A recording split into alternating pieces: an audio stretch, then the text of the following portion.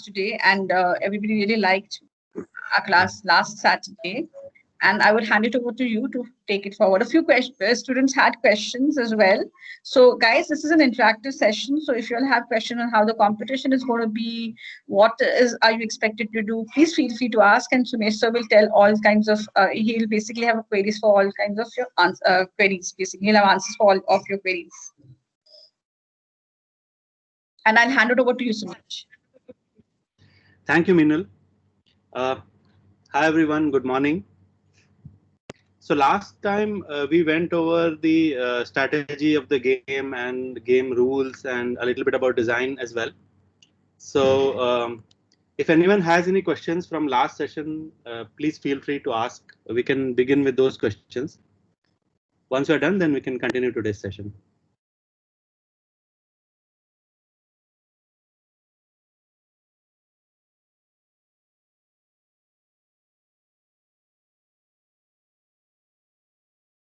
Okay, does anyone have any questions or should we proceed? I had a question. Yes, go ahead. So should we buy the robot kit after Yes, we make the robot design or before we make the robot design? See, the robot kit will take some time to arrive, so it's best to order it right away. Even if you're procuring it from India, it may take maybe a week or so. So it's best to get it as soon as possible. But will it have all the parts that we need to build the robot design, or should we first design the robot and then see which parts do we need for the robot? So the kit that is available, it has all the parts that are required for a basic robot. If you want to make an advanced robot, then you need more parts. But for a basic robot, all the parts are out there. And what you can do is, along with the kit, you can order a few more components that are typically required. For example, you would need more number of motors, for instance. So you can order those.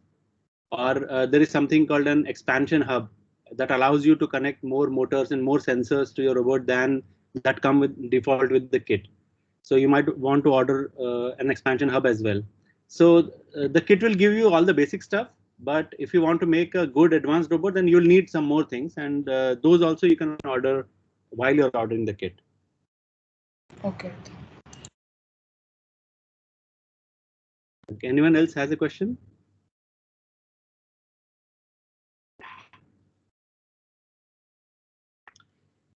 Okay, so let's proceed. So last week we were on robot design, and today we'll continue on robot design. So in today's session, we will not be able to finish everything, in the sense that we have robot design, we have robot build, program, and the awards and so on. So we might have to do another session after today. So Minal, I'll work with you to see how we can schedule that. So to begin with, and yes, like last time, we'll also have a knowledge game this time. So I'm assuming there are more students today. And some of them might not have been there last week. Actually, I had circulated the thing with everybody, and we would like to have one more session. Obviously, Sumesh, if you can, because the kids were very keen to know how to go about building a chassis, and I said, okay, I'll check with you if you could help on that perspective. But I would leave that to you. And they also want to know what the Inspire, I mean, on the technical awards and the Inspire awards. So whatever, I mean, if you can do another with them, it would be really nice. Yes, I'll happily do it. So we can schedule it maybe for next Saturday if you don't have anything else planned for that. Yeah. So that will be a continuation of this series. Yeah. Okay. Yes. And like last time, can we have this recorded? Is this being recorded? Yeah, this is being recorded. Okay, yeah, perfect. Yeah. Thank you. And like last time, we'll have a knowledge game. Yeah, so last time we'll also have that knowledge game in the end on Kahoot, where we'll all participate in that extremely challenging environment. And I hope it will maintain the interest for every one of you. So let's get started. So last week in robot design, we talked about the kinds of kits that are available for beginner teams, for advanced teams, and what is it that you should procure and how the game goes and so on. Today we'll look at the components of an FTC robot. So when we talk about design, we need to understand what all components are there in an FTC robot. So at a high level, there are three main components that are there so these components are not just specific to FTC, but any robot would have these components. Some of them may not. So we'll go over those differences as we proceed. So the most important component, or rather one important component of this FTC robot is the wheelbase. So wheelbase is also known as a chassis or a drivetrain, but the correct term for that, the technical term for that is wheelbase. And what a wheelbase means is this is the basic part of the robot that allows the robot to move around. So all the components that connect to the wheels and let the robot move around and be controlled by a human operator, that's called the wheelbase. So that's a very important part of the robot. Now, this wheelbase has been in development since a long time, not just by FTC teams, but also by industrial robotics people as well. So there's a lot of information available on the kinds of wheelbases that can be built. So we'll look at some of the different types of wheelbases that we can build for FTC and what are the advantages of one wheelbase over the other. So we'll go over those when we talk about wheelbases. But before that, I want to talk about something called the control system. Control system is another important part of an FTC robot. So a control system is basically all the electronics part of the robot, for example, sensors and motors and any other electronic component that you put on a robot. They're all part of the control system. Now, again, for control system also, we have multiple choices because there are multiple vendors who sell control system electronics for FTC. So we'll look at the most common one, that's by Rev Robotics. That's the control system we'll look at today. Control system is very important for the autonomous period. So if you remember last time we talked about 3 different periods in the 2.5-minute game. So the first 30 seconds of the game are autonomous, in which the human player cannot touch the gamepad and is not able to control the robot in any way. And the robot has to do all the tasks by itself. And that is where the control system becomes extremely important, because if you don't have a good control system, you will not be able to do a good job in autonomous. And specifically to appreciate the work that FTC teams put into control systems, there is a specific award called the Control Award that's given out in FTC. That is given out to the team that does the best performance in the autonomous period. That team is given the control system, the Control Award. So we'll look at those awards a little later, but today we'll spend a good amount of time on the control system. What all parts are there in a control system? How do we build it? How do we connect it? And so on. And then finally, once we have the wheelbase in place, once we have the control system also mounted on the robot, then we need to build some more mechanisms on the robot that are specific to the game that we are playing. So for instance, last year's game Skystone that we saw, that involved picking up a yellow brick from the ground and going and placing it into a tray. So that was the kind of activity that was required in that game. And so you will have to build game-specific mechanisms. For instance, if you want to pick up a brick, you might pick it up by a small robotic arm, for example. So this arm, what it will do is it will go down to the brick and pick it up and hold it in the air. And then the wheelbase will move the entire robot to the tray, and then it can drop that brick into the tray by releasing the arm. So that is one kind of a mechanism that you could build. There could be other mechanisms as well. For example, you could have a conveyor belt that could pick up the brick. So like this, there are different kinds of mechanisms that you can build, and these are specific to the game. So they will change for every game. So every year you will see different game-specific mechanisms. However, the wheelbase and the control system usually remain the same. They don't change so much unless there is a very specific requirement. For example, in the wheelbase, if there is a requirement that the wheelbase should allow the robot to cross over certain obstacles of, say, 4 inches in size, then you need to design the wheelbase in such a way that the base of the robot does not obstruct when it goes over an obstacle and so on. But most of the time, the wheelbase and the control system, they remain same year over year. But the game-specific mechanisms definitely change every year. So we'll begin by looking at the control system. So like I said, the control system is all the electronics and the controlling circuits of the robot that allows 2 things. One is if you're in autonomous, then it allows the robot to perform its actions autonomously without any human input. And when you're in a driver controlled mode, then it allows the driver of the robot to be able to send commands to the robot, and then the robot will execute those commands. So those commands may include things like travel in the forward direction for, say, 100 centimeters. That could be a command. Another command could be turn the robot by 90 degrees and so on. So these are the commands that are sent over the control system. The control system is responsible for sending these commands to the robot. So we'll look at the control system in detail. I'll switch over to a whiteboard to explain it.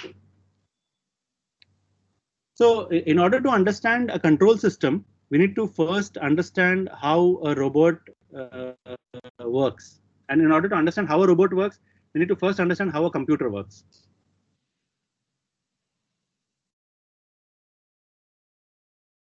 So can anyone tell me what are the important components of a computer? Does anyone remember from their basic computer science Memory subject card. that they might have done? Yes, there is memory. Operating system. Anything else? RAM. Operating system, exactly. Anything else? The CPU. data. The motherboard. Processing The motherboard, yes. A Sorry, which graphics unit? card. A graphics card. A graphics card, yes. A graphics card. So there is Cooling something system. on a yes. So there is something on a computer that's called the brain of a computer. So can anyone tell me what is the brain of a computer? CPU. CPU. Yes. So the CPU is the brain of the computer, and in addition to the brain, the computer also has certain devices for interacting with the external world. For example, the user who is operating the computer, he interacts with the computer using certain devices. Now those devices are of two types: input devices and output devices. So can someone give me an example of an input device? Keyboard. Keyboard. Mic. Mouse. Keyboard, yes. Mouse. Mouse, yes. Mic. Yes, these are the two most common input devices, keyboard and mouse. Besides this, there are other input devices like scanners and so on. And output devices are things like your display, your screen. monitor, Monitor and speakers. display screen. Sorry, speakers. Yes, speakers. Monitor. Monitors, speakers, yes, Printer. printer. So these are all yes. So these are all output devices on a computer. Now, if you compare a computer with a robot, it's very similar. So a robot also has a brain.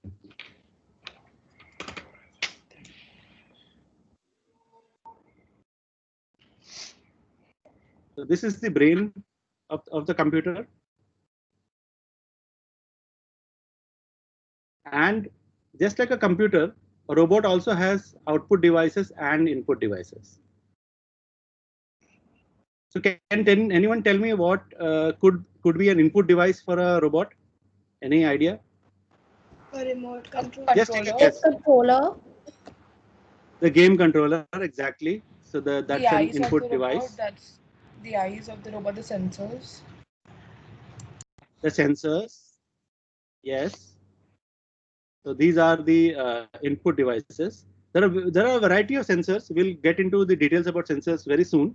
But yes, the game controller and the sensors are the main input devices of a robot. And can anyone tell me what are the output devices? Your motors. The wheels. Motors, exactly.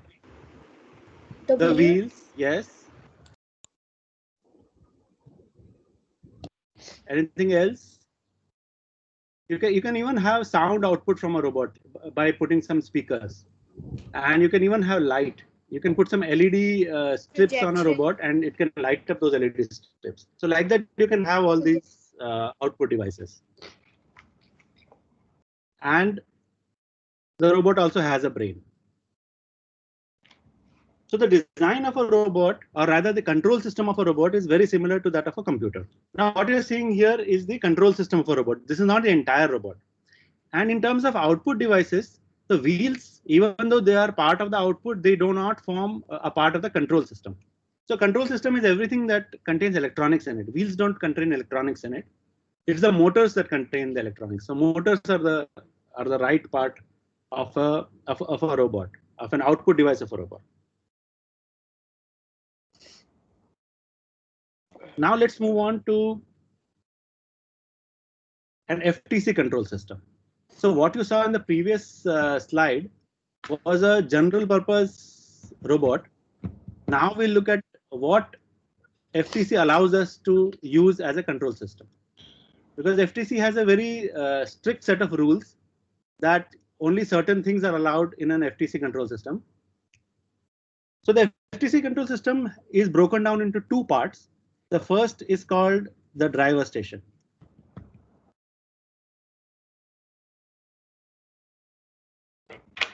And the second part is called the robot controller. Now this robot controller is fixed onto the robot. So you might have a robot here like this, and it'll have some wheels and it'll have motors and sensors. It might even have some kind of an arm sticking out. So the robot controller is mounted on the robot. The driver station is with the people who are controlling the robot.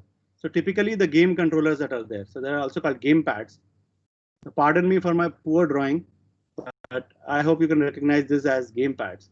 So the driver station contains two game pads in an FTC control system because you can have two drivers who can control the robot. Now, these game pads connect to an Android device. So these game pads connect through a USB cable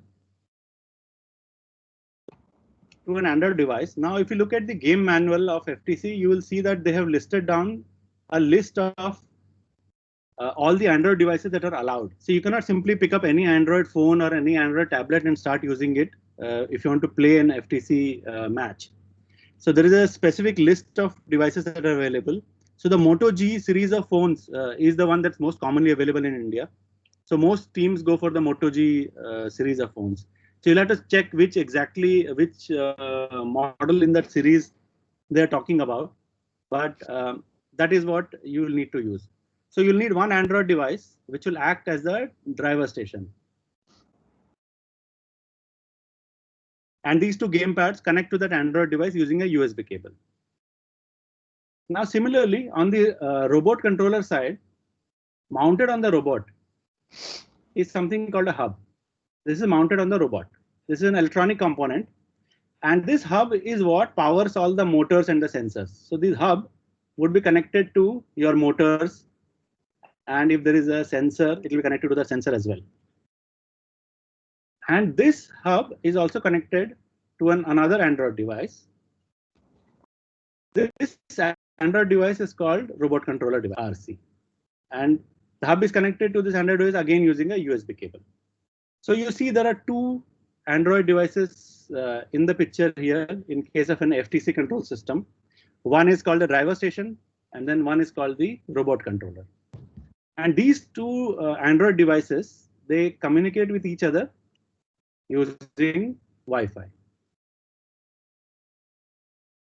So this is how the drivers are able to maintain a wireless connection with the robot.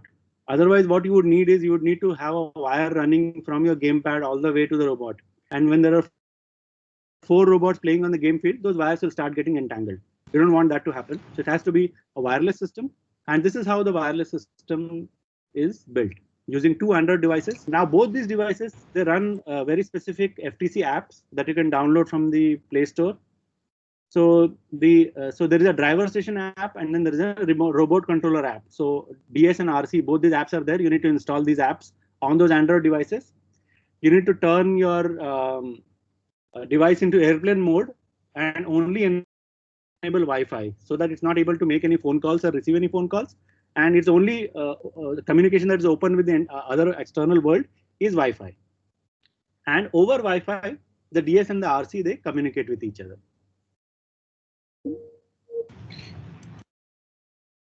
Can you all see my screen? My connection just. Yeah, we can. Okay, all right. So why do we only use Android? Sorry? Can you repeat your question, please? Is there any other way except from Android, except using Android? No, that's the only component allowed for communicating between DS and RC in FTC. You cannot use anything else. And Android also very specific models of the hardware and very specific versions of the Android operating system as well. So all these details are present in the game manual. The game manual is already there online. So I would highly recommend all of you to read the game manual through and through, because that contains all this information.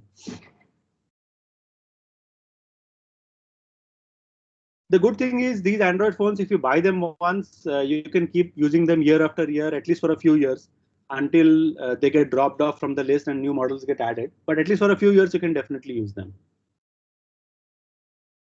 Now, we were talking about the brain of a robot in the previous diagram. So this Android device, which is the robot controller, this is the brain of the device. And the reason why it is the brain of the device is because all the programs that you write and all the programs that you create in order to control the robot, they all reside on the RC, Android device. That's where they reside. And that's where those programs execute as well. And when those programs execute, those programs, they send commands to the hub. And the hub then accordingly goes and controls all the motors and sensors and everything on the robot. So this Android device RC is the brain of the robot. Now let's look at how actually this control system works. So for instance, if you're in a driver controlled period and you want the robot to move, say 10 centimeters in the forward direction. So what the driver would do is the driver would pick up one of these game pads, and you can program these game pads to do different things. They need not do identical things. So typically they're programmed to do different things. So the gamepad that has control over the wheelbase, so the driver will pick up that gamepad, and on the gamepad there is a joystick. So if you have used a gamepad on a PlayStation or on Xbox, you will see that there is something called a joystick. It looks like this. This joystick can move in any direction. Have all of you seen a joystick on a gamepad? Yes, sir. Yes, sir. I'm assuming. Yeah. So this joystick, you can move in any direction, forward, backward, left, right, or any angle in between as well. So what the driver would do is he will press the joystick maybe on the right thumb in the forward direction. So what will happen is this particular signal that the user has pressed the joystick in the forward direction, this signal goes from the gamepad to the driver station Android device. Now this Android device, driver station Android device, is running a very specific FTC app. That app gets that signal. Then that app sends that particular signal over Wi-Fi to RC. So then from this Android device to the next Android device, that signal transfers like this. So now this RC receives the signal that the user has pressed the joystick or pushed the joystick in the front direction, in the forward direction. So in the RC, now you have a very specific program that you as an FTC programmer has written. In that program, you will check, is it the joystick that has been pushed? And if it is a joystick that has been pushed, then in what direction? And then depending on the direction in which the joystick is pushed, you will instruct 1 or 2 or 3 or 4 of the motors on the robot to start rotating. So the program that is there on your RC will need to handle that. So the program will look for what actions the user is taking, and the program will convert those actions into directions or commands to the motor. So for instance, if you have to make the robot go say 10 centimeters forward, then what you need to do is, if you have 4 wheels on your robot, all 4 wheels need to rotate in the forward direction for 10 centimeters. So what this program in the robot controller will do is it will check what is the input I got from the user. The input says that I have pushed the joystick in the forward direction. So I will take all the 4 motors. So my motors may be A, B, and C, and D. So that they might be those 4 motors in my program, A, B, C, D. So what I will do is I will take motor A. I will tell motor A to move in the forward direction, to rotate in the forward direction for 10 centimeters. And I'll give similar commands to the rest of the motors as well. So then what will happen is all these 4 motors will receive that command and they'll start rotating. And when those motors start rotating, they will rotate for 10 centimeters. And after 10 centimeters, those motors will stop. So that is how your entire robot moves ahead by 10 centimeters. Now the Android device cannot directly send a signal or a command to the motors, because the Android device does not have that kind of an interface where you can connect a motor to an Android device. It just has a USB port. The Android device only has a USB port that you use it for charging or for transferring data to a computer. So that is why there is this thing called the hub in between. And this hub does the job of translating the command from the robot controller to the actual motors and to the sensors. So the robot controller will send a command to move the motor, to rotate the motor to the hub. The hub will receive that command. The hub will see what all motors this command needs to go. Suppose it needs to go to all 4 motors, A, B, C, and D. So those 4 motors may be connected to the hub on 4 specific ports. So there may be 4 specific ports called A, B, C, and D, on which the 4 motors are physically connected using wires.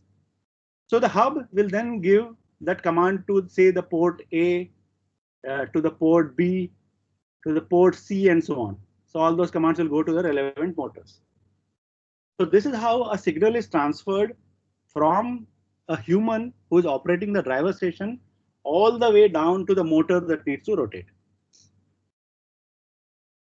So does anybody have any question at this point?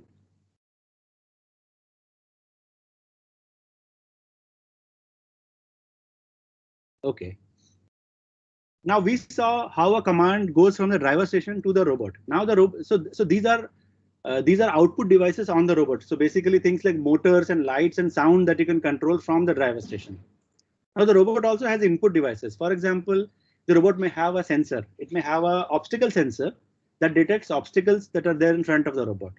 Now when a robot encounters that obstacle, how does the signal transfer from that robot all the way back into the control system? So we'll look at that. Now, suppose this is the front of the robot, and here you have something called an obstacle sensor. I'm denoting it by O. This obstacle sensor, if it encounters an obstacle in front of the robot, it will detect that, and what it will do is it will send a signal back to the control hub, because all the sensors are also connected to the control hub, to the hub, sorry, not the control hub, to the hub. So the sensor sends the signal to the hub. Then the hub sees that there is a signal from a sensor that needs to be sent back to the RC. So the hub then what it does, it sends the signal back to RC. Now on the RC, your program is executing. The program that you wrote for your FTC control system, that is executing. In your program, you need to keep checking if there is any input available from any sensor. In our case, there is an input available from the obstacle sensor. So in your program, you'll have to check if there is an input available from an obstacle sensor, then you need to take certain set of actions. In this particular case, what you might want to do is you might want to make the robot stop. Suppose the robot is moving for a long distance, it encounters an obstacle. That information that the obstacle has been encountered reaches the RC. The RC has a program running on it. In your program, you will come to know that there is an obstacle. Now it is a program that decides what to do. Now there are a couple of things that the program can do. One is the robot can stop it. The program can make the robot stop by sending a stop signal to all its motors. Then the robot will stop. Another option could be if the robot identifies that this obstacle is a very small obstacle that the robot can get over, then the program will let the robot keep on moving and not stop for that obstacle. In another scenario, what you might want to do is you might not want to make the robot stop, but you might want to make the robot go around the obstacle.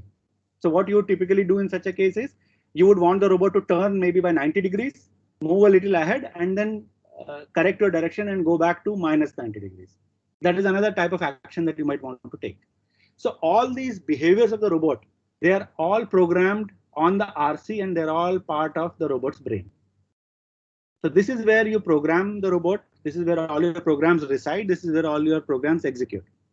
And this is how your program controls the output devices such as motors. And this is how the program receives signals or information from input device such as sensors. And all the decision making about what the robot should do is done by the RC. Now this RC can take these decisions completely on its own. For example, the program can take all these decisions without requiring any human input, which is what you need to do during an autonomous period. Or the other alternative is when you're in a driver control period, then the program can be different and the program can allow the user, the driver, to take decisions rather than the program taking decisions on its own. For instance, if there is an obstacle in front of the robot and you're in driver control period, then the robot needs to obey the instructions of the driver. So what the robot can do is, instead of making the robot stop when it encounters an obstacle, what the robot can do is, this robot controller, whenever it finds that there is an obstacle and the robot controller realizes that it is in driver control period, then this robot controller can send that information that an obstacle is in front of the robot to the DS. This information is received by the DS, and on the DS screen, on the screen of that Android device, you can give a message to the end user saying that there is an obstacle in front of the robot. Do you want to stop or do you want to proceed?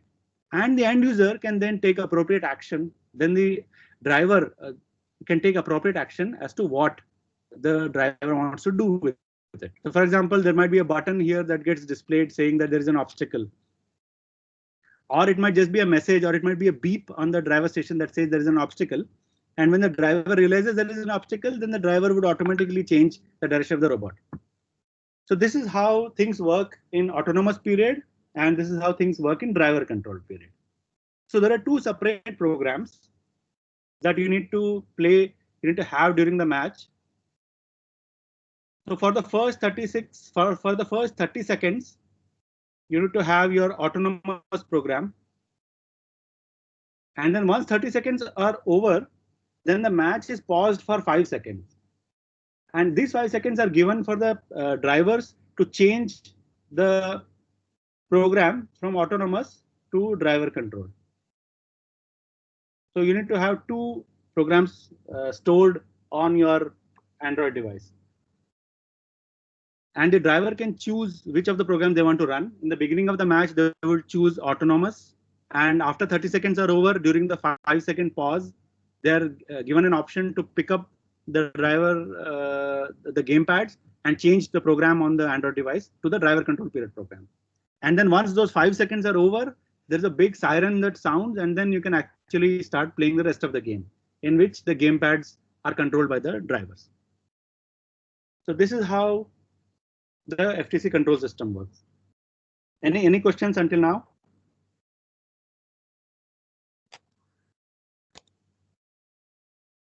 Okay, so let me go back to the slides. So during the autonomous period there's an error with our program, are we allowed to resolve it, or we can't interrupt it? Are we allowed to resolve it? No. So during the autonomous period, you're not allowed to touch the Android device. If you touch the Android device, there is a penalty for it, and your points for the autonomous period will not be counted. So under no condition can you touch your Android device. So if any error happens in your program, suppose you chose a wrong program by mistake, then also you can't do anything. Or if it is the right program, but if it has some errors, you can't do anything about it. You have to just wait for your 30 seconds to be over. Only then can you touch your phone. If you touch before that, you'll get a -5 point penalty. And your points for autonomous are anyways gone.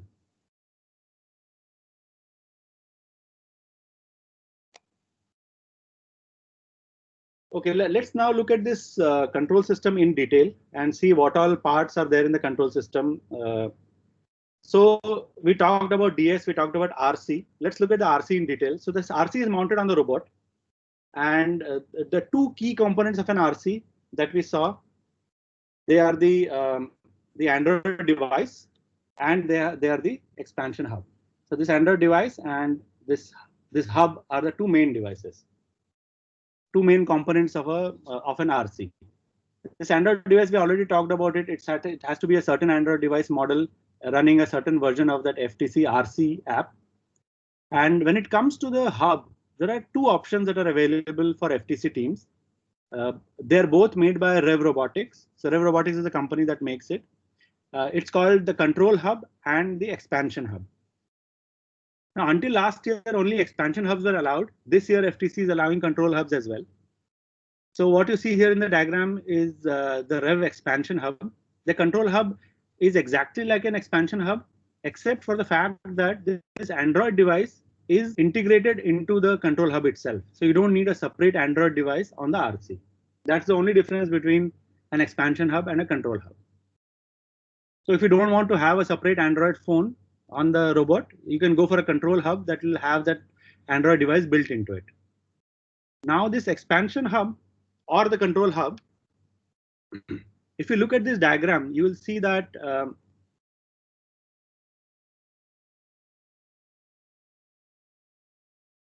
So you will see that there are certain ports that are available here. So these are the output ports. Sorry, leave out this port. So this port is for connecting the battery. Leave this out, but the rest of them, they're output ports where you connect your motors.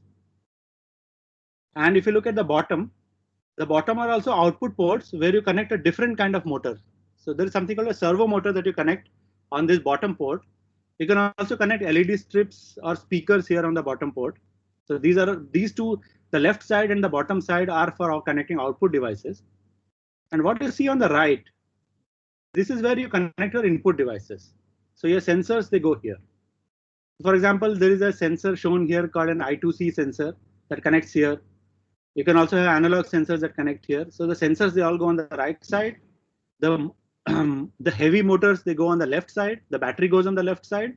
And on the bottom, the light motors, the servo motors, and lights and speakers, they all go at the bottom. So this is how the expansion hub is arranged. And at the top, there is a USB port on the expansion hub where your Android device connects using a USB cable. In case of a control hub, this port is not there because there is no separate Android device to connect. The Android device is built into the control hub. So this is how the RC is laid out. Any questions at this point? We'll look into detail about each of these motors and sensors and so on. So if you have questions about that, you can hold on. But if you have any other questions about the hub, you can ask now. Yeah, so can you repeat the layout of the ports in the expansion hub? Okay, so this port that you see here, this is for connecting the battery. So if you see here, there is a battery. This battery is connected here. It's a 12-volt battery, a lithium-ion battery that is connected. Then below this, on the left-hand side over here, this is where all the heavy-duty motors get connected. They have high-power motors that have high-power requirements that are connected here. On the right-hand side, this is where all your sensors are connected. So these are the input devices.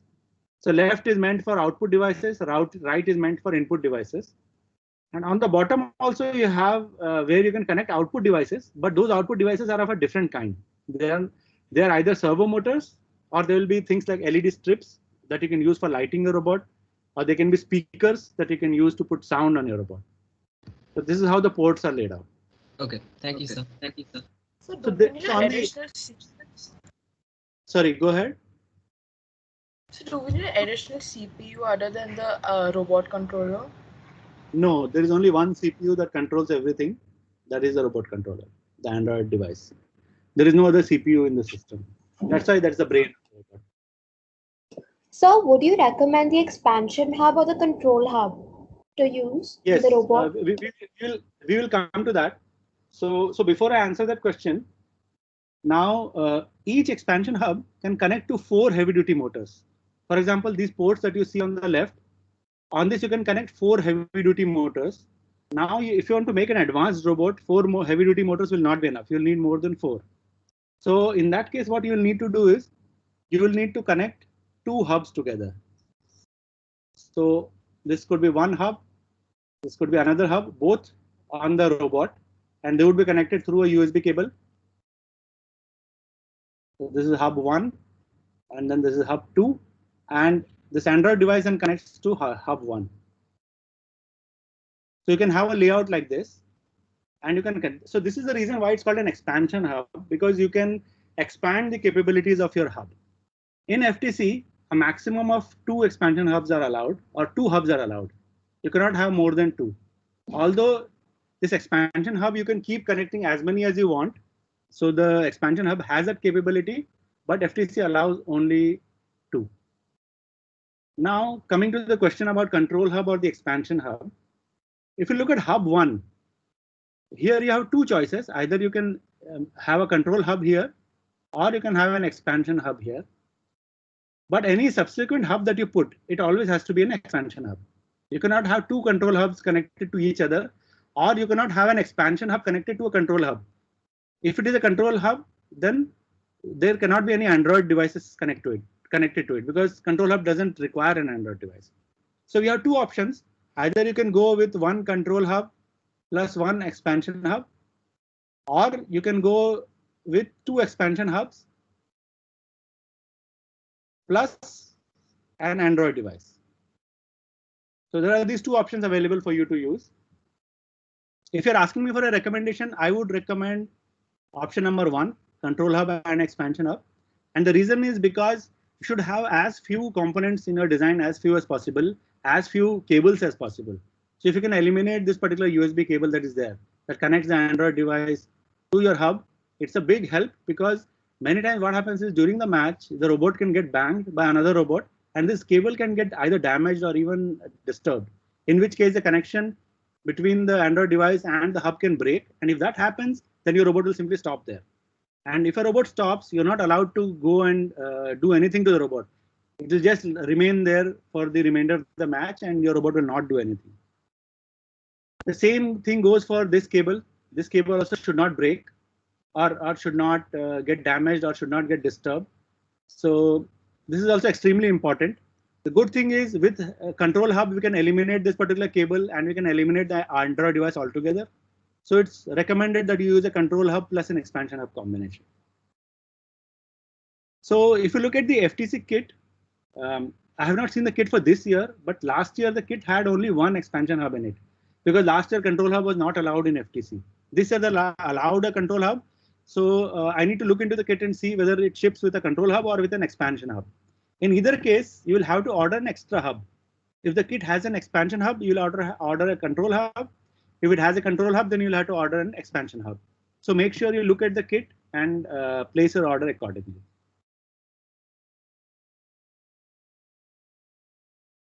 So does that answer your question? Yes, sir. Thank you. Okay. Now, the other thing that you could do is you could make your design very simple, so you don't require more than one hub, and you can have a pretty good robot with just one hub itself. So that is also an option if you want to do. So not all teams require 2 hubs. It's usually the teams that have some experience with robotics, they usually require 2 hubs. Most of the robots, at least for the beginner teams, they work well with one hub itself. So now we'll move on to the rest of the parts, the rest of the components of the control system. Okay, before that, let's talk about the driver station. Okay, so we saw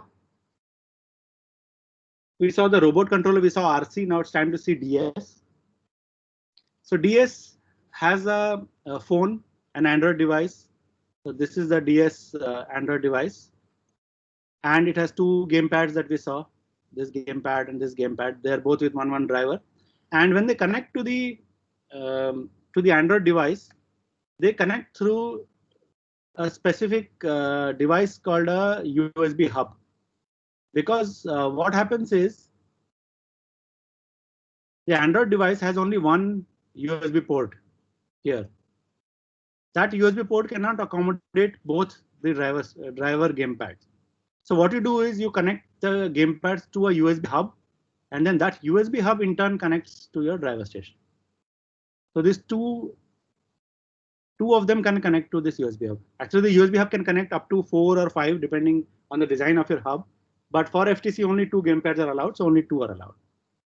And over here, in order to connect to the Android device, you will need something called an USB OTG connector. This USB OTG connector is the one that allows you to connect the hub to the Android device, and it's a very critical component in the sense most USB OTG connectors are made in China, and as you're building the robot and you're practicing, these USB OTG cables, they go bad. They stop working after a while. So you don't want this to happen when you're playing a match or when you're in the competition and your cable stopped working and you're stuck because of that. So what you should do is when you're ordering your kit, you should also order some extra USB OTG cables. So you need one USB OTG cable over here on the driver station, and you also need a USB OTG cable on your robot controller if you're using an Android device. If you're not using an Android device, in case of a control hub, then you don't need a USB OTG cable on the robot controller. In either case, I will recommend that when you're placing an order for 4 or 5 extra cables of USB OTG. And keep them safe with you. Reserve 1 or 2 of them just for the match. and use only those cables that are available on the Rev Robotics website. I know a lot of USB OTG cables are available in the market.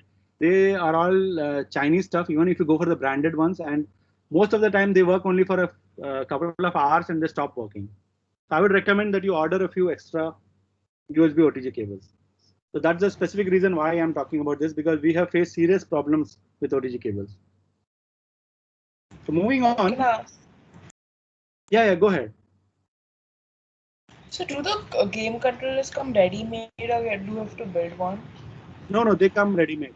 So these are basically the same gamepads that you use with, say, Xbox 360, or if you want to play a game on your laptop, so you connect a USB gamepad to it. So it's exactly the same gamepad. I can even tell you the model number. It's Logitech F351. That's the gamepad that you need. So these gamepads and these Android devices, they don't come with the kit. You have to buy them separately. So when you place an order, make sure that you check what all is coming as part of the kit. And these gamepads are usually not included, and you'll have to order them separately. The good thing is these gamepads, we know what is the model number, and they're Logitech gamepads that are available in India as well. So you can simply go over to Amazon.in and order them from there also. That will work out a little cheaper for you, but that option is there only for the gamepads and for the Android devices. The Android devices also you need to buy in India. Other than that, everything else you should buy from the Rev Robotics website only, because that is where you'll get quality components, and you don't want to take the risk of buying anything else locally from the market.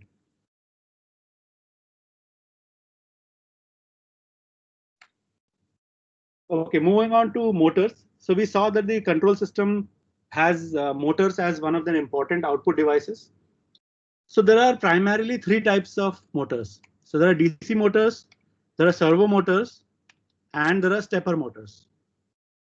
So we'll look into detail into each of these, what these are. So a DC motor basically runs on direct current, as the name suggests. So if you have studied physics, you would know that there are two types of currents, alternating current and direct current. So DC motors work using direct current. Servo motors are digital motors. Digital motors in the sense you'll have to send a digital signal to those motors. You cannot simply connect them to a power source and you expect them to work. And then finally, there are something called stepper motors. They're not legal in FTC, but a lot of robots have them in general. So I listed them here. So examples of stepper motors are, for example, the motors that you have in your hard disk. So if you have ever looked at a hard disk that is inside a computer, you'll see that there are some plates in it that rotate, and that rotation is done by a stepper motor.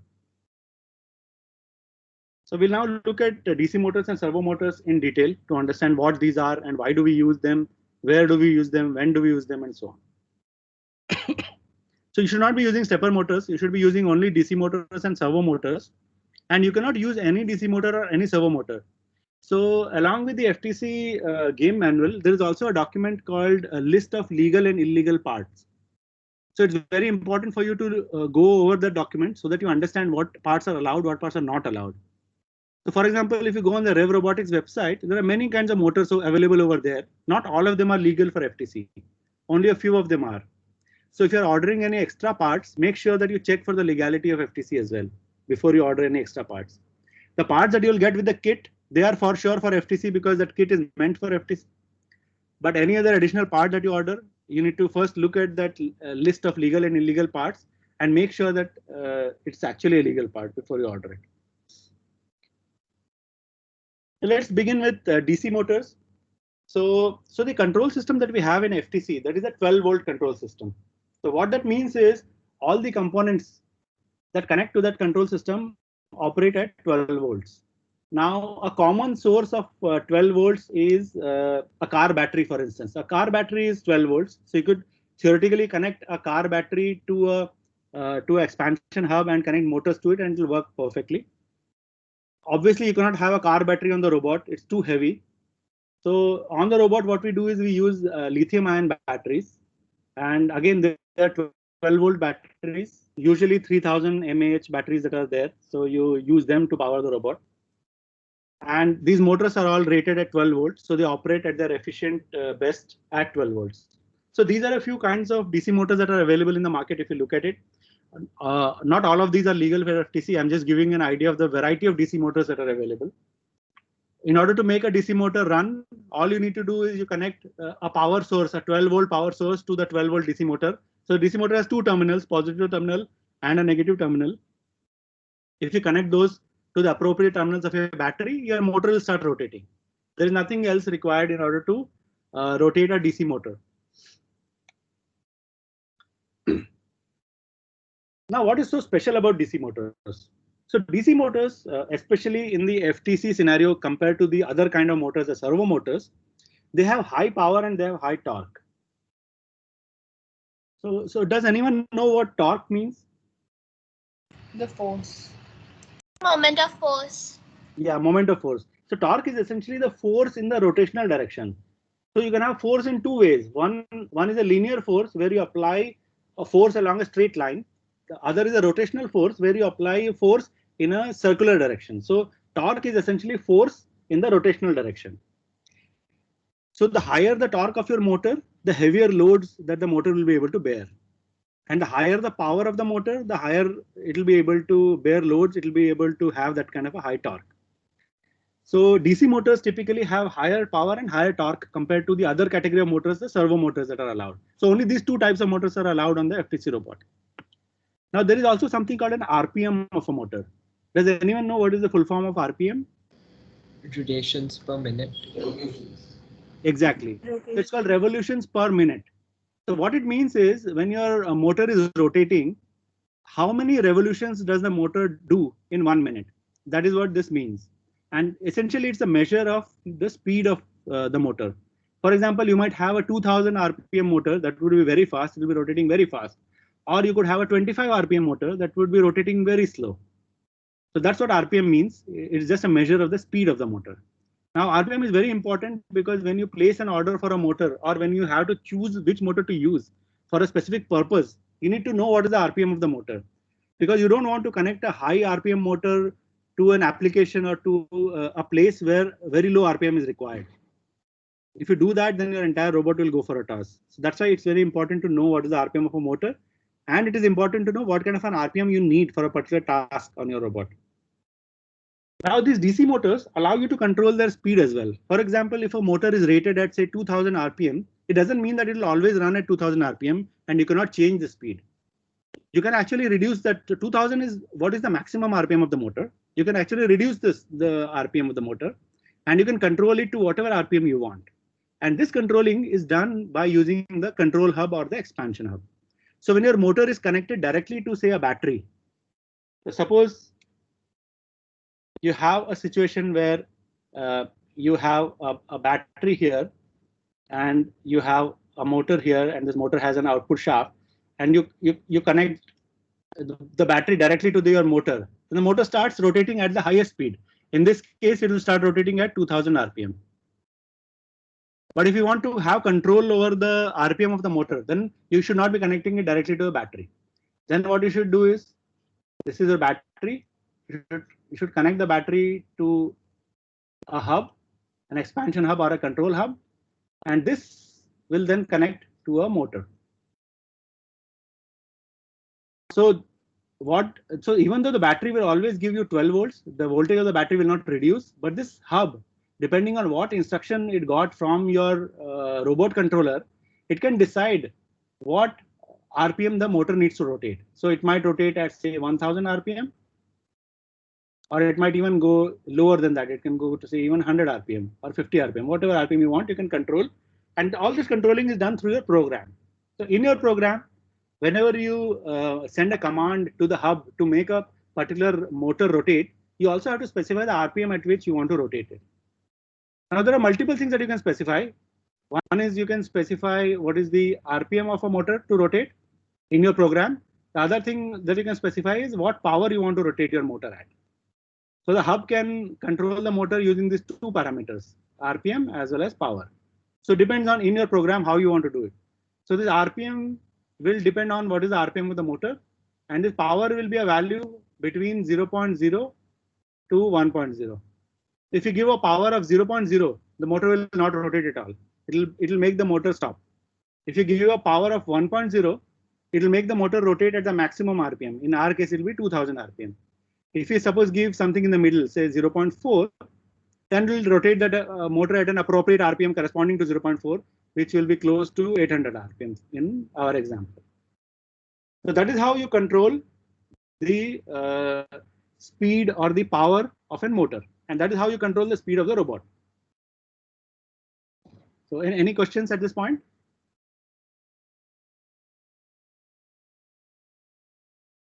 Okay. Now, if you've seen a robot at any point of time, you will see that it has a wheelbase, like I explained, and this wheelbase requires high torque motors because the wheelbase has to lift the entire weight of the robot, and you might want to have that wheelbase go fast because you want to play the game really fast. So you might want, for you, speed also might be an important factor when you're choosing a motor for a wheelbase. So in such cases, you always end up choosing a DC motor for your wheelbase for this very same reason, that it has high power and high torque, and you're able to control the speed of the motor. So DC motors are extremely suitable for use in wheelbase, but they're not limited to wheelbase. You can have other mechanisms also that use DC motors. For example, you might have a robotic arm mounted on top of your robot, and that arm might be lifting a heavy object. And in order to lift a heavy object, it will require high torque. So even for such applications, you will use a DC motor. So these are the common applications of a DC motor in case of an FTC robot. So this is a picture from the Rev Robotics website where DC motors are available for sale. So they have different kinds of DC motors. We'll start from the right. So this particular DC motor that you see here, it's a plain DC motor that runs at full RPM. Full RPM meaning you cannot. It'll be running at a high RPM. I should not call it full. I should actually call it high. It runs at a very high RPM. It will be close to say 2000 RPM. This is a plain motor, and the two motors that you see on the left, these are slightly different kinds of motors because they use something called a gearbox. Can anyone tell me what a gearbox does?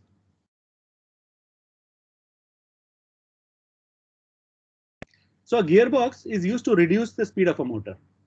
So a plain motor may be running at 2000 RPM. 2000 RPM is a very high speed. And if you connect this this kind of a plain motor to the wheel of a robot, then the robot will start running like crazy. It will go so fast. So it's not advisable to connect a motor directly to the wheel of a robot for this reason. However, for a robot or a motor which has an RPM in the range of say 100 RPM or say 200 RPM, these are very suitable for the wheelbase of a robot. So you need to be running at around these kind of speeds.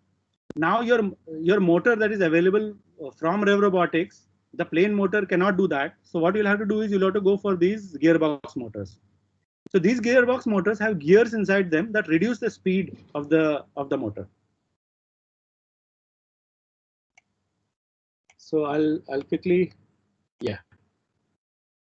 Okay, we'll go back to gearboxes later. Before that, let me talk about how these wheelbases are designed. So look at the picture on the right. So on the right, you see a robot that has been built using the Rev Robotics kit. It has one expansion hub here that you see here. This is expansion hub. It has two wheels in the front here that are different from the rear wheels. So these rear wheels are called Omni wheels. We'll get into these details a little later. For now, just focus on these front wheels. And if you see here, this is the DC motor that is connected here. There's one here and there's one here. And this is the shaft of that motor. And this shaft of the motor is connected to this external gear. So this is an external gear. This is not part of the gearbox of the motor. This is an external gear that you get as part of the Rev Robotics kit. So what you do is you connect this gear to the motor, and then the wheel also has a similar gear. So this is the gear of the wheel. So this motor rotates this gear rotates this gear, and this gear then ultimately rotates this shaft on which the wheel is mounted. And so your wheel rotates. So this is how your DC motors, they drive the wheels. So they are part of the wheelbase. If you look at the design on the left, this is a very advanced wheelbase. This is typically used by teams that have several years of robot building experience, because these wheelbases are very heavy and they're difficult to control compared to the wheelbase on the right. So this particular wheelbase is an 8-wheel wheelbase. You can see 4 wheels on either side. They're driven by 4 DC motors. So these are the 4 DC motors. And if you see here, there is one belt that is running here like this. There is another belt here running like this. And then there is a third belt here running like this. So that is how the power has been distributed from these 2 motors to these 4 wheels. So these 2 motors, they drive these 4 wheels. And same on the other side. So this is an advanced wheelbase that a team has built. So these are the examples of DC motors in wheelbases. Now Rev Robotics. So before we go to this, actually, let me show you the Rev Robotics.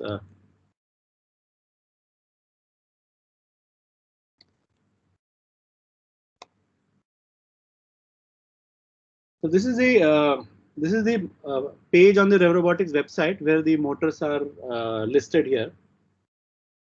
So you see there is something called an HD hex motor, and if you look at this, it says FTC legal. So basically, this is what you need to be looking at when you place an order for motors or any other part. It needs to have this FTC legal label on it. Otherwise, it's not legal for FTC, whatever stuff is available on this website. So this is a very commonly used DC motor, and you'll get 2 of these with the kit. If you want more than 2, then you'll need to order. I would suggest you should order 2 more. So you have 4 DC motors. Even if you're going with 1 hub, you would still want to leverage all the 4 ports in order to have your mechanisms. So this is the motor that is available, and this is how the motor looks like. And along with the motor, you get 2 cables. So you get something called a power cable, and you get something called an encoder cable. So we'll talk about encoders in a little while. So you connect these motors using these 2 cables to the expansion hub. So that's how these motors are. So if you go to this page, you will see all specifications of this motor. So here you'll see voltage has been listed as 12 volts. That's because this is a 12 volt motor. Sorry.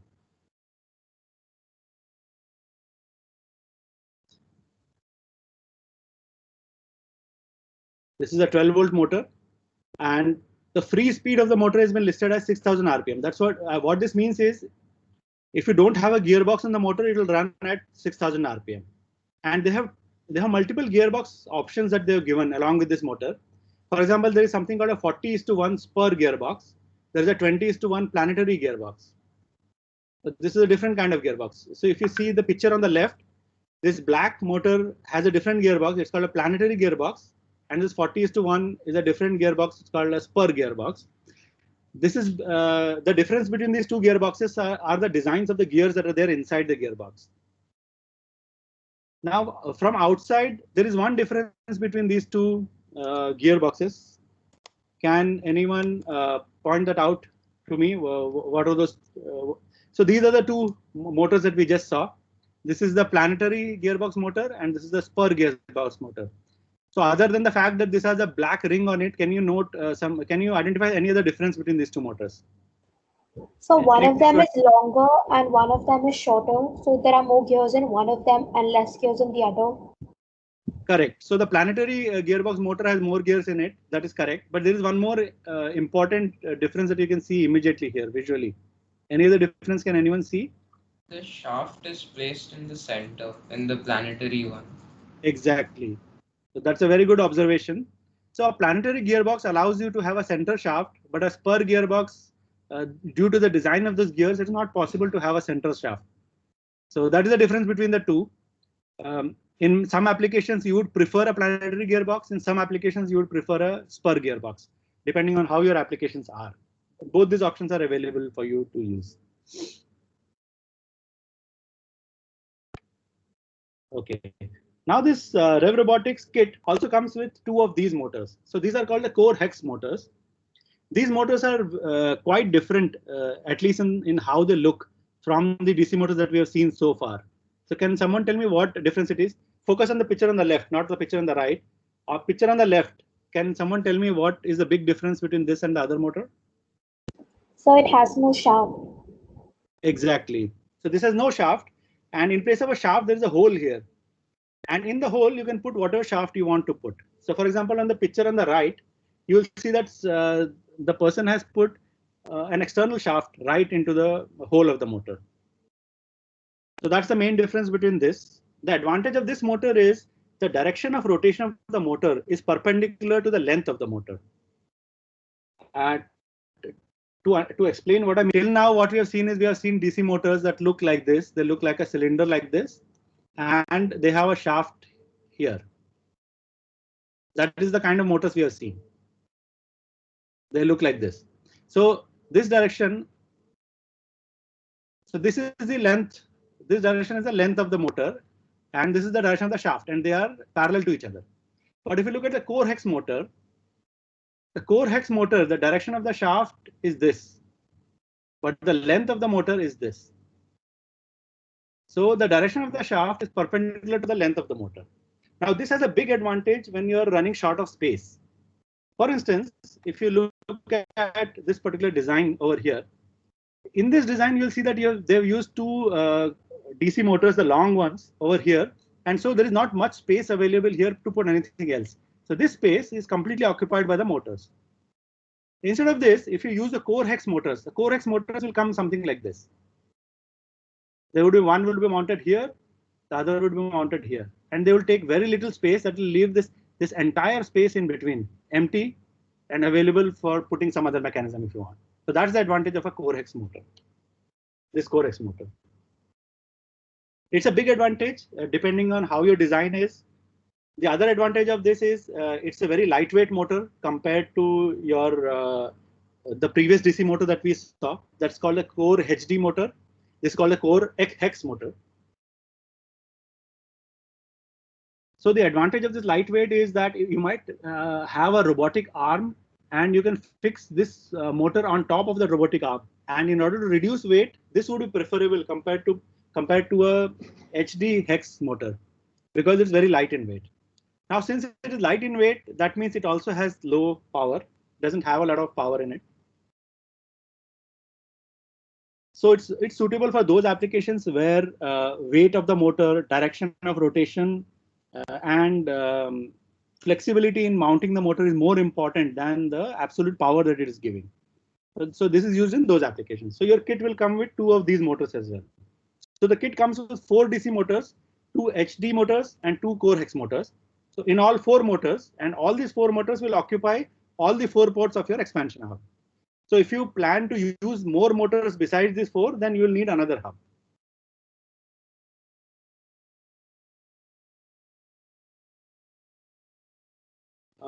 Can everyone see my screen? It looks like I got dropped off. No, sir. You're here. Okay, all right. So this is about the core hex motors. So any questions until this point about the core HD motors and the core hex motors? Okay, so let's move ahead. This is an example of a wheelbase that has been made using core hex motors. This is a very small, very compact wheelbase. So if you see here, so this is the core hex motor that has been used, and the length of this motor goes like this, and the direction of motion is perpendicular to the length. This is like this, and this space is so small that you cannot fit 2 HD motors here. Hex motors are the only way by which you can make this compact wheelbase. So this is an example of a wheelbase that uses core hex motors. Okay, I was talking about gearboxes. So these are some examples of gearboxes that are there. So the basic motor is only from here to here. This is the basic motor. And what you see in front of it from here to here is your gearbox.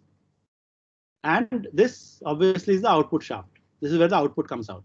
So your basic motor may rotate at 6,000 RPM. That is what we saw, the Rev HD motor running at 6,000 RPM. But your output shaft may be 100 RPM. And this reduction in speed from 6,000 to 100 is done by this gearbox. So this gearbox has gears inside it that reduce this. On the right hand side, this is another example of a gearbox. This gearbox doesn't reduce the speed as much, but it is a very quiet gearbox. It is a highly efficient gearbox. Unfortunately, this is not legal for FTC. It can be used in FRC, but it's not legal in FTC. And this is another motor that is available on the REV website. So this motor allows you to change the configuration of gears inside the gearbox. So what you see from here to here, this is the gearbox of the motor from here to here, and this is configurable. So this motor, you can set it to run at say 50 RPM, or you can make it run at 100 RPM, or you can make it run at 200 RPM, or whatever combinations are allowed by this gearbox. So using certain buttons that are there on this gearbox, you can specify what is the speed at which it runs. In this case, this RPM is fixed. You cannot change it by modifying the motor. You can reduce this RPM by controlling the RPM through the expansion hub or your control hub. But the problem is when you reduce the RPM of a motor through a hub, it also reduces the torque along with the RPM. In this particular case, you're reducing the RPM using this special gearbox that allows you to reduce RPM. This actually increases the torque. So if you have a particular scenario where you want to have more torque at a lower RPM, then it's better to use this kind of a gearbox rather than taking this motor and then controlling the speed of this motor, reducing the speed of the motor using a control hub or an expansion hub. Now, this motor until last year was not legal for FTC, but I believe this year they made it legal. But if you plan to order it, then make sure you check it before ordering it, whether it's legal or not. But my understanding is it's legal this year. OK, so this was all about DC motors. Any questions on DC motors? OK, let's talk about servo motors. Now, before I talk about servo motors, let me show you a few pictures of servo motors. So this is how servo motors look like. Some of them look similar to DC motors, and some of them look dramatically different. For example, this particular servo motor or this one, they look like rectangular boxes. So they are actually rectangular boxes, but they are servo motors. And this is the output shaft of these motors. And you see this star-like figure that is connected on it. That's called a servo hub. A servo horn, sorry, not a servo hub. It's a servo horn. So you can remove the servo horn and you can connect a horn of another shape. For example, this motor has this kind of a servo horn, and this motor has a different kind of servo horn. So this is how your servo motors look like. Now the servo motors are also called digital motors, and if you look at the connectors, so this connector of a servo motor, it actually has 3 pins in it.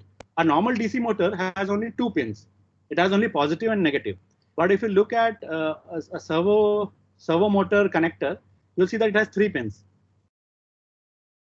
So it will have a positive pin and it will have a negative pin. In addition to that, it will also have a signal pin. So we'll come to what a signal pin is in a little while, but it has 3 pins in the connector. And the signal pin is the one on which you send data to the servo. So when you connect it to your hub, the hub then sends data to the servo through this 3rd servo pin, the signal pin. So this is how a servo motor typically looks like. Now in terms of characteristics, so what is a servo motor and how is it different from a DC motor? When do we use a DC motor? When do we use a servo motor? What can you build with it and so on? So that's what we'll talk about now. An important part of a servo motor is it does not rotate full 360 degrees. So if you take a DC motor and you apply power to it, it starts rotating continuously. So it rotates 360, then it makes a 2nd revolution, 3rd revolution, and so on. So it will keep on rotating until you instruct it to stop. That's how the DC motors work. Servo motors are not like that. For servo motors, you don't ask it to start or stop. For servo motors, you tell it to move to a certain angle. For instance, you can have a servo motor like this, and this is the output shaft of a servo motor, and you can have a servo horn connected to it. So imagine this is a servo horn. Pardon my drawing, it's looking very bad. So what you can do is you can instruct the servo motor to turn the servo horn, maybe this could be say 30 degrees to the left, or you can make it turn like this. You can make it go maybe 90 degrees to the right. So you can specify an angle at which you want to rotate the servo motor, the output of the servo motor. So what will happen is when you specify an angle, suppose you give an angle of 45 degrees. So what the servo motor will do is, if this is the servo motor, this is the horn, it will rotate it at 45 degrees and it will hold it in place. It will not move any further. It will hold it in place. So after it has moved 45 degrees, it will hold it in place. So this is typically used for those applications where you want to specify a certain angle and you want to be able to control the robot by specifying an angle. For instance, if you're say building a gripper is typically used to pick up objects. It just looks like a human hand, for example. So a human hand has multiple fingers. Think of a gripper as a human hand with just 2 fingers. And if you have to lift an object, then the movement that your fingers are making, it's not a continuous rotation movement, right? It's a small angular movement that you make. For example, your thumb may move by 20 degrees and your other finger may move by 30 degrees, and then you're able to grab onto an object. So all you need to do in order to be able to create some kind of a gripper that looks like a human arm or a human hand is to be able to move these 2 fingers and thumbs by a few degrees. And that is where you use servo motors, because they allow you to control to what degree you want to move. Most common servo motors can move from 0 degree to 180 degree and not beyond that. So minimum angle that you can have is 0 degrees, maximum angle you can have is 180 degrees. Most servo motors. But there are servo motors that go beyond that as well. We'll look at one of those servo motors in a little while. Now servo motors have lower power and lower torque compared to DC motors. And they are lightweight as well. So they are more suitable for things like grippers. If you want to make a gripper, you would prefer a servo motor than a DC motor. The good thing about a servo motor is there is a very precise control over the angle of the servo motor. You can specify say 45.5 degrees, it will go to 45.5 and it will hold that angle until you ask it to do something else. So this is how servo motor looks like. Let me go to the REV website. So these are the servo motors that are available on the REV website. This is how it looks. And along with your kit, you will also receive something called a servo programmer. So this device that you see on the left that has those 4 buttons, the white buttons, that's called a servo programmer. And the motor is the one on the right and it has a circular horn on top of it.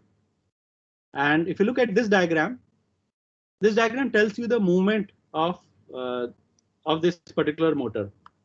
What kind of movement is allowed by this motor. So here you can go from minus 135 degrees to plus 135 degrees. So that is what this particular motor allows you to move. So it's more than 180 degrees. It's actually 135 plus 135, which is 270 degrees. So this motor gives you more range of movement. So depending on which servo motor you choose, you might get different ranges of movements. Just make sure that you choose an FTC legal motor.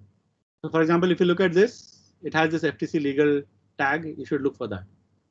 Now this was the servo programmer that I showed you. So what exactly is a servo programmer? Now this motor that is there, it's called a smart robot servo. It's not a regular servo, it's a smart servo. And I think 3 or 4 of these servos are part of the FTC kit. So you'll get 3 or 4 of these. Now the difference between a smart servo and a regular servo is a regular servo always moves to a certain angle. A smart servo can be programmed to move like a DC motor as well. So a smart servo has 2 modes of operations. It can either run as a regular servo where you specify the angle of rotation, or it can run in a continuous rotation mode where it runs like a DC motor, where you don't specify the angle, you just specify the power at which the motor needs to rotate, and the same servo will rotate continuously. And if you want to switch between these 2 modes, the servo mode and the continuous rotation mode, you need to connect your servo to a servo programmer. And this programmer can help you program your servo so that you can enable one of these two modes. So that's the difference between a smart servo and a regular servo. So the ones that you're getting with the Rev kit, they're all smart servos, which is a very good thing because you might want to have, you might want to use them as DC motors as well.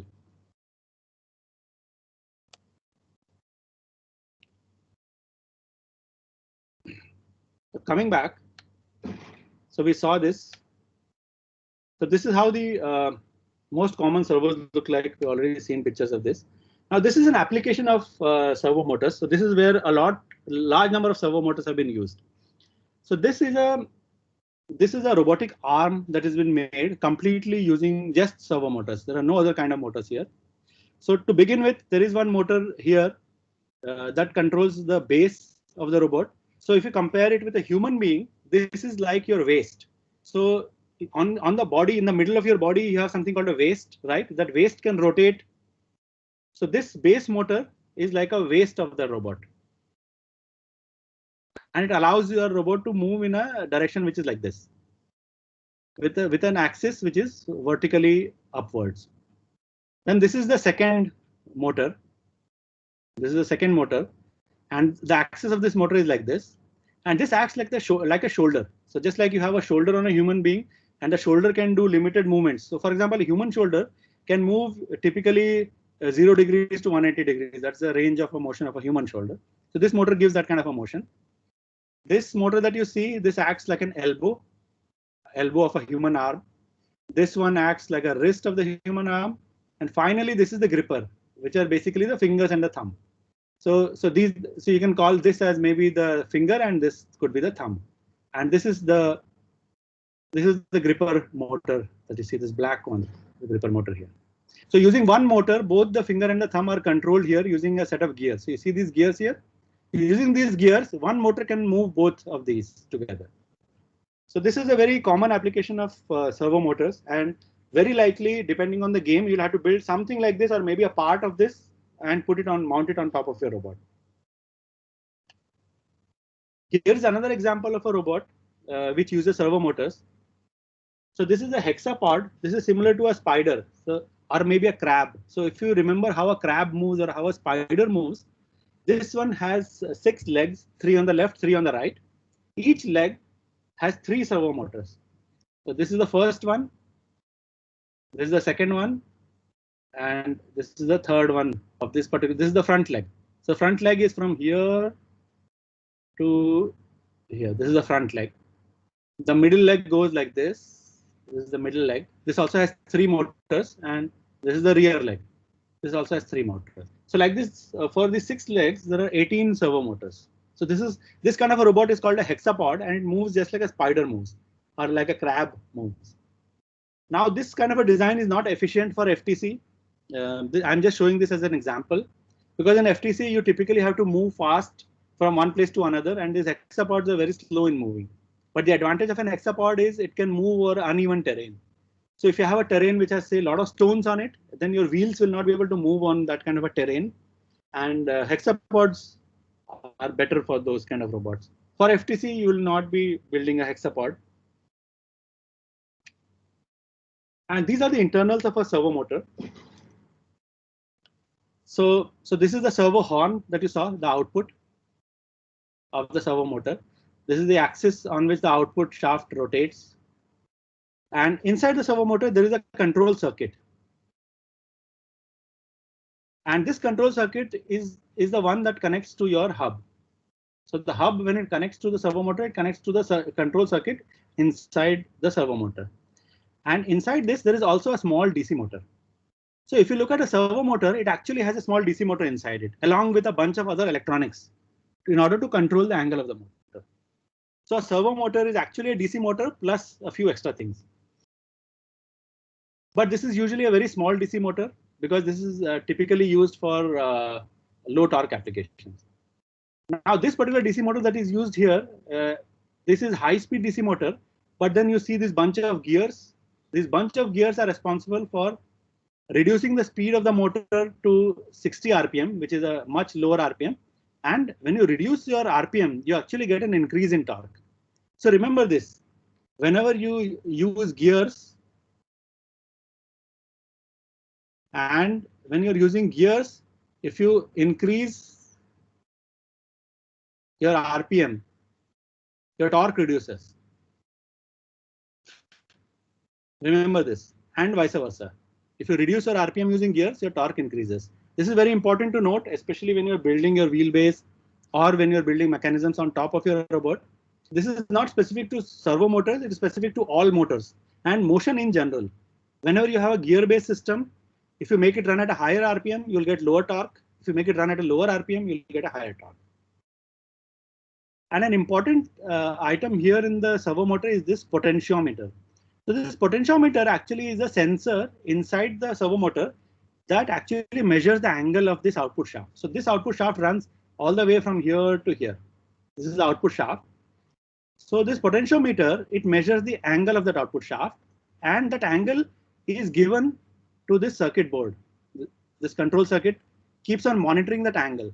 So whenever this control circuit receives a message from the hub, say for example to rotate at 45 degrees, then what this control circuit does is it starts rotating the motor until the sensor tells the control circuit that it has achieved an angle of 45 degrees. So that is what this particular sensor does, the potentiometer. So this is how a servo motor works. Any questions at this point?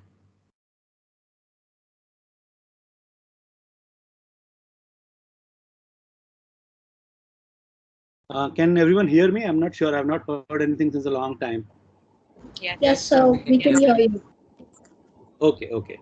So I'm assuming there are no questions, and we are at the top of our hour. It's 1 o'clock, so we can now begin our knowledge game. Hello, I have a question, sir. Yes. So, so most like when we are building the robot, we need to buy these products and assemble it, and then the coders will program it, right? Sorry, could you repeat your question? I could not hear you properly. So, sir, to make our robot, sir, we need to buy these products from Rev Robotics or Amazon, the legal ones, Right. and then we need to assemble it, and then the programmers will code it, right? Program it. Exactly, exactly. But then, what is the a lot of the members who've enrolled in FTC are CAD, who are in CAD, computer aided design, sir. So, what is their role in this? So when you actually design a robot, instead of directly jumping onto your kit and building it on your kit, you typically first make a design of your idea in CAD itself, because it's very easy for people to make design in CAD, and you may not have access to the kit at all the time. For example, your kit might be in your school, and in the evening you get some idea. You're not in school, you're at home, and you want to quickly try out your idea. So what you can do is simply fire up your CAD software, and you just make that mechanism in CAD and rotate it and see whether it's working fine or not. So that's the advantage of CAD. It allows you to create these prototypes very fast. So it helps your design process, especially now since we are in this COVID situation, and even if you guys procure a kit, I'm sure not all of you will be able to work together at the same time. Suppose if there are 10 people in your team, you may not have all 10 people working at the same time. So if you are not in front of the kit in front of you, have the kit in front of you, and you want to try out something, then CAD is the best fit. So that's what you use CAD. In fact, that's what we plan to do, that we would ideate once the challenge is released, and then the first assignment would be, in fact, even now, if people can work on last year's challenge and come with a CAD design, that would be great, because that would be a good way for you guys to kind of brush up your knowledge and understanding and test your knowledge as well. Ma'am, when are the teams being made also? Yeah, that we'll discuss for DIS. We'll discuss that separately with Kamal ma'am. Okay, miss. Thank you. Welcome. So this is. But yeah, Sumesh, we're all excited to get to your game. I love that part the most. I also test my knowledge when you ask questions. Yeah. So before we get on to that, I wanted to quickly show you all what comes as part of the FTC kit. So this is the Rev Robotics FTC kit. Its price is $600, and this is what you get. So you get a battery, and you get a battery charger, and a lot of gears and wheels and shafts and extrusions and so on. A lot of stuff is available here. This is not enough to make the robot. So in addition to that, you will also need to buy this control hub kit. So this control hub kit contains the control hub, and the cables and everything else that you need in order to be able to control the robot. So if you buy the control hub kit and the FTC starter kit, you will be mostly set except for the game pads and the Android devices. In addition to these, you'll need to buy the game pads and Android devices. So there are these 3 sets of things that you need to buy: FTC starter kit, FTC control hub kit, and the game pads and Android devices, which you can get in India itself. Those you don't need to get from Rev. So from Rev, it's basically these 2 kits: the control hub kit and the starter kit. So which specific Motorola versions are required, sir? So like I said, if you go to the FTC resources page, now let me bring up the page. Last time also I wanted to show all of you. If you search for FTC resources,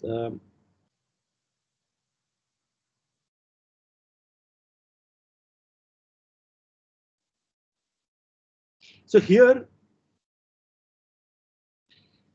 there are the game manuals. So this is the game manual part 1. Part 2 will be coming on 12th September when the game is announced. So if you go to this part 1, inside this manual, you will find details about all the models that are allowed, all the Android devices that are allowed, what versions, model numbers, everything will get inside this. So I would recommend all of you to go back and to at least read this game manual part 1 and become familiar with everything.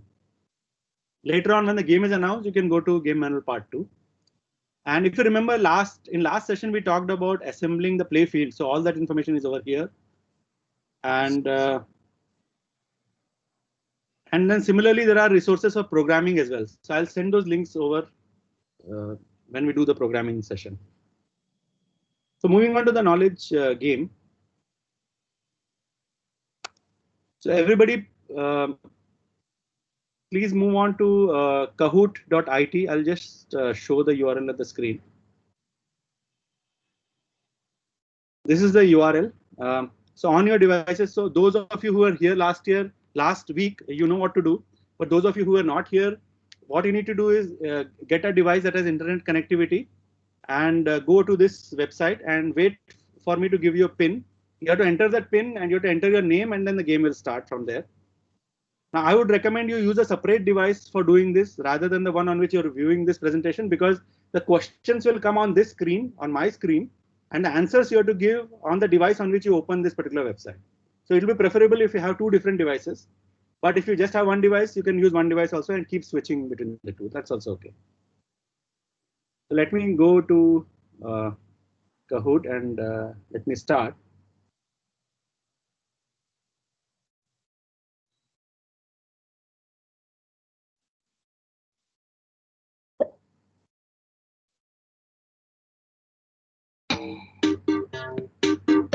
What's the game then? Yeah, it's on the screen.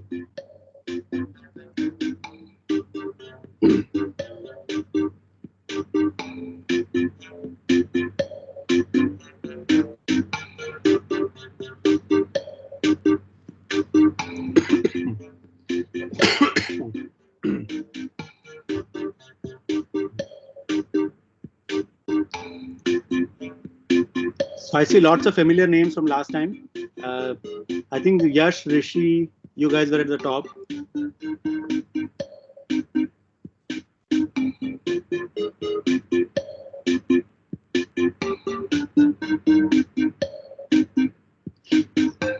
So has everyone joined, or some people are still in the process of joining? 1 minute, sir. Okay.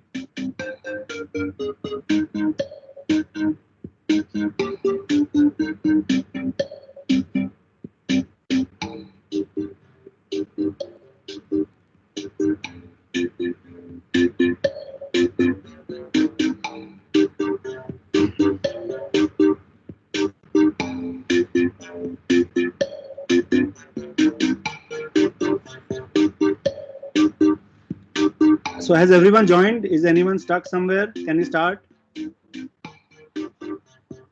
Okay, looks like everyone has joined. So we'll start now. So this is basically a quiz, very similar to Kaun Banega Crorepati, for an example. So you'll be asked a question and then you have 4 choices. You have to select one correct choice. There's only one correct answer. There are no multiple choices here. And you have to select the answer on your device The question will be shown here on my screen. Answer has to be given on your device. The 4 choices of answers, they are of different colors. So make sure you look at the question, see what color your answer is, and then choose the correct color on your device. The answers will not appear on your device either. Only the colors will be available. So make sure you match the colors when you're answering. And some questions have 30 seconds, the hard ones, and for some questions you have only 20 seconds, the simple ones. So we'll start now.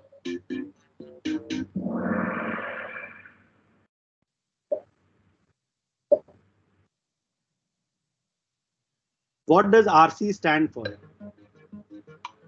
I hope everyone will get this correct.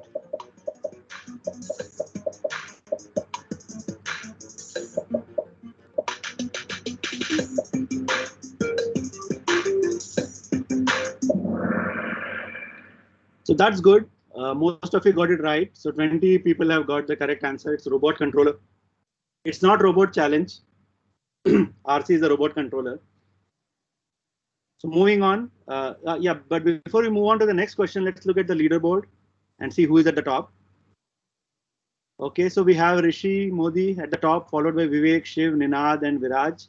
But you're all very close to each other. Now, in case you're wondering why the scores of these people are different when all of them have got it right, it's because it also depends on how fast you answer your question. The faster you answer, the more points you get. So for subsequent questions, keep that in mind. If you know your answer, then answer it as soon as possible. Otherwise, you'll lose points. Okay, we'll now move on to the second question. What is the brain of a FTC robot?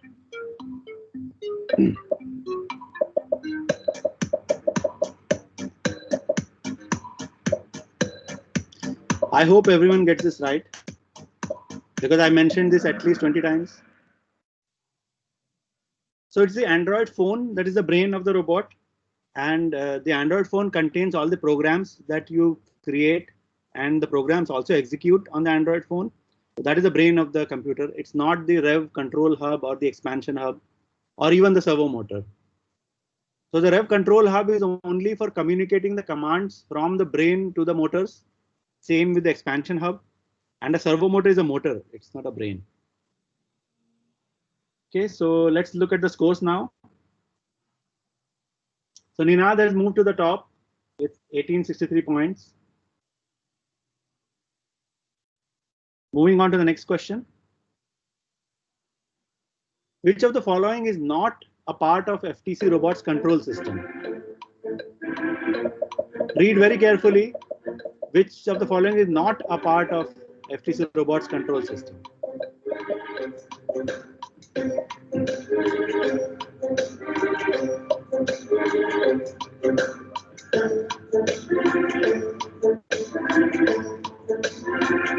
So you have a few extra seconds in this particular question because it's a bit hard. I did mention this in the presentation, so I am hoping everyone will get it right. Yes, that's correct. So it's a wheel which is not part of the FTC Robot's control system. So a control system contains all the electronics in it. So wheel is part of the wheelbase. It's not part of the control system. Let's look at the scores. Ninad continues to be on the top while Shravani has moved up. So good going, everyone. And Samyukta is the highest climber. She has climbed up 6 places. So that's really good. Moving on to the next question. This is the 4th question out of 11. So how do the robot controller and driver station communicate with each other? Good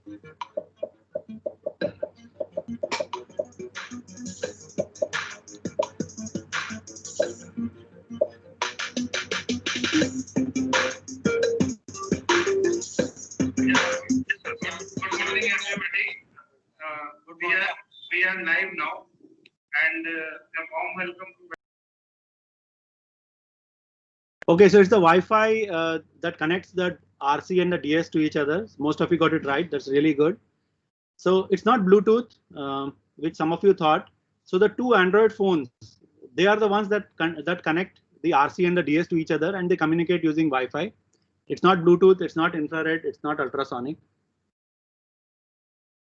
Let's look at the scores now. So Ninad continues to lead with 3,763 points. Next question. What are DC motors not used for?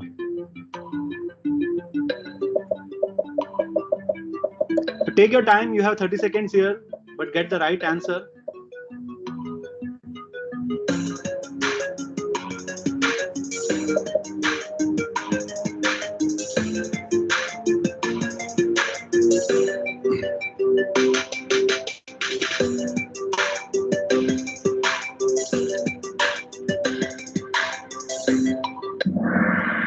So most of you got it right. Yes, DC motors are not used for obstacle detection. So there are sensors that are used for optical detection, but DC motors are used for all the other three purposes. You put them on a wheelbase because they have high power and high torque.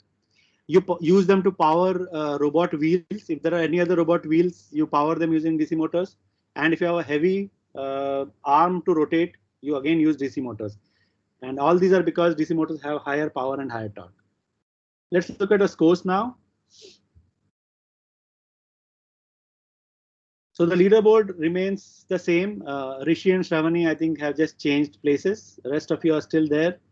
So rest of you guys, buck up. You need to enter the leaderboard, so get all your answers correct and get them quickly, so you get the most points. Moving on to the next question. Which of the following is correct about servo motors? Here also you have 30 seconds. So be sure what you answer. Which of the following is correct about servo motors? Do they have low power and low torque? Are they used for robot wheels? They cannot rotate more than 180 degrees. And do they detect light intensity and color? So most of you got it right. Yes, DC motors, yes, servo motors have low power and low torque. But I see a lot of people marked number 2 also as correct, which is cannot rotate more than 180 degrees. So this is, although it is correct for a lot of servo motors, there are many servo motors that rotate more than 180 degrees. For example, if you're paying attention when I showed you the servo motor page on the Rev Robotics website, there they showed an angle of 270 degrees. And servo motors are also able to rotate continuously. So all those options are there. So yes, the correct answer is low power and no torque. Let's look at the scores now. Okay, so now we have new people leading the show. Rishi is at the top with 5533 points. Sachi, I see new. Again, she has risen up to number 3. That's good. Moving on to the next question. Which of the following a smart servo cannot do? Be careful, you have 30 seconds. Be careful about what you answer. Read the answers carefully. It can be a tricky question.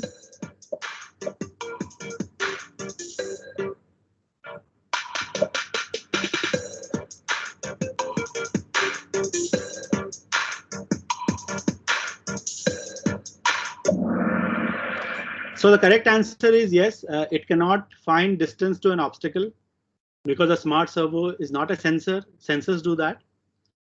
Now, some people have marked continuous rotation. A smart servo can do continuous rotation.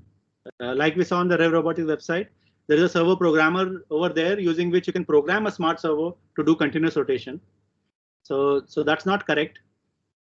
And 180 degrees rotation, some people have said smart servos can do 180 degrees rotation because that's the most common behavior of a servo motor. So the correct answer is servo motor cannot find distance to an obstacle. So I believe we have come to an end of a quiz. So there are a few more questions, but they are specific to sensors. So this is our leaderboard, and I'll end the quiz here. We have not done sensors today, so those questions will come in the next session that we do. So at number 3 is Ninad, number 2 is Sachi, and number 1 is Rishi. So congratulations, guys. So with this, we come to an end. Same order last week, or was Rishi first? Were they the same people last week? I think Rishi was there last week. Sachi was not there last week. I don't know. You guys will know better. I don't remember. Cool. We'll track it for next week now. Last week? Thank you, sir. Bye, sir. Thank Does you. anybody have any questions for everything that we did today? If you have any questions, you can ask now, or we have the next session as well. Thank you, sir. Thank you, sir. Welcome. Thank you, sir. Thank you, sir. Thank you. Bye. Bye. Thank you, sir. Thank Bye, you, sir. sir. Thank you, Thank miss. you. Bye. That was really a good session, Sumesh. I think it was really valuable again. And I do hope that, so next session, basically, there will be more people because it's also the day that the challenge releases, right? Right. Next week, the challenge releases. But I think So- the challenge will come on Saturday in Sunday. the evening. Oh, it's coming on Sunday. Okay. So it will be after the Yeah, next session. Yeah, it'll be after the next session, but good. Great. So thank you very much for your time, Sumesh. And I cannot tell you how invaluable this is. And No, we're no. also recording these so that, for kids who miss week and we are showing them and then they come back and say that that was very helpful for them. So it has been very helpful. Sure. Thank you so much. No problem. You're most welcome. Thank you. Bye. See you. So we are So doing next again week, we'll have the same thing. Yeah, you were saying something. No, I was confirming next session. Yeah. So same time, 11:30 to 1, and the next Saturday also. So essentially what they had said, what some students, and I want to just check with you whether that's possible, they wanted to kind of reach a stage where they